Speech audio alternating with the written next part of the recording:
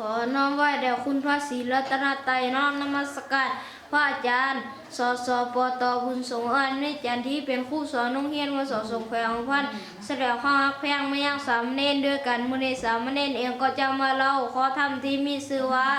ขันติกล่าวโดยอานิสงส์แล้วมี5อย่าง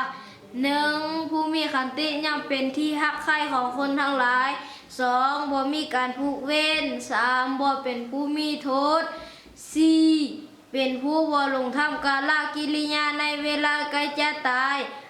เมื่อหากแต่กายทำลายขันแล้วเบื้องหน้าต่อไปนั้นย่อมได้อุบัติในสุคติโลกสวรรค์นี้ก็คือขอธรรมที่มีชื่อว่าขันติกล่าวโดยอานิสงส์แล้วมี5อย่างให้เรามุ่งมั่นวันนี้ก็สมควรแก่เวลาแล้วก็จะได้ยุติแต่เพียงเท่านี้ขอขอบใจสา